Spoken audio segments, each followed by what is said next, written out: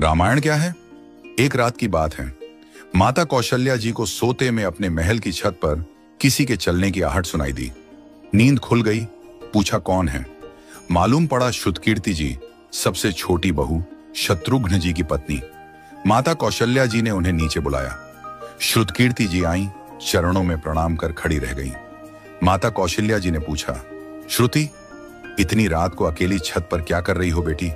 क्या नींद नहीं आ रही? शत्रुघ्न कहाँ है? श्रुति कीर्ति की आंखें भर आईं, मां की छाती से चिपटी, गोद में सिमट गईं। बोली, मां, उन्हें तो देखे हुए 13 वर्ष हो गए। उफ! कौशल्या जी का हृदय कांप कर झटपटा गया। तुरंत आवाज लगाई। सेवक दौड़े आए। आधी रात ही पालकी तैयार हुई। आज शत्रुघ्न जी की खोज होगी। मां चली। आपको मालूम है शत्रुघ्न जी कहाँ मिले? अयोध्या जी के जिस दरवाजे के बाहर भरत जी नंदीग्राम में तपस्वी होकर रहते हैं, उसी दरवाजे के भीतर एक पत्थर की शिला है। उसी शिला पर अपनी बाह का तकिया बनाकर लेटे मिले। मां सिराहने बैठ गईं, बालों में हाथ फिराया तो शत्रुघ्न जी ने आंखें खोली। मां! उठे, चरणों में गिरे। मां, आपने क्यों कष्ट किया? मुझे बुलवा लिया होता। मां ने कहा, शत्रुघ्न यहां क्यों? शत्रुघ्न जी की रुलाई फूट पड़ी। बोले, मां, भैया राम जी पिताजी की आज्ञा से वन चले गए।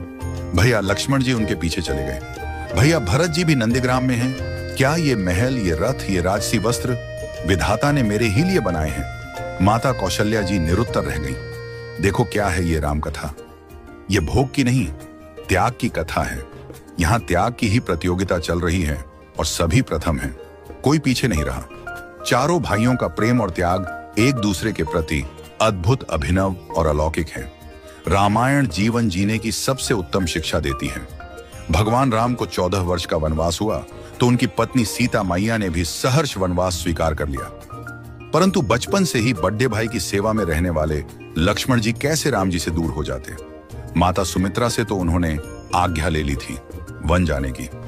परंतु जब पत्नी उर्मिला के कक्ष की ओर बढ़ रहे थे तो सोच रहे थे कि मां ने तो आज्ञा दे दी, परंतु उर्मिला को कैसे समझाऊंगा, क्या बोलूंगा उनसे?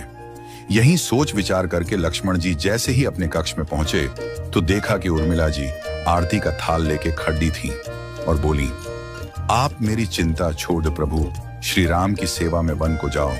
मैं आपको नहीं रोकूंगी। मेरे कारण आपकी सेवा में कोई बाधा ना आए, इसलिए साथ जाने की जिद भी नहीं करूंगी। लक्ष्मण जी को कहने में संकोच हो रहा था, परंतु उनके कुछ कहने से पहले ही उर्मिला जी ने उन्हें संकोच से बाहर निकाल दिया।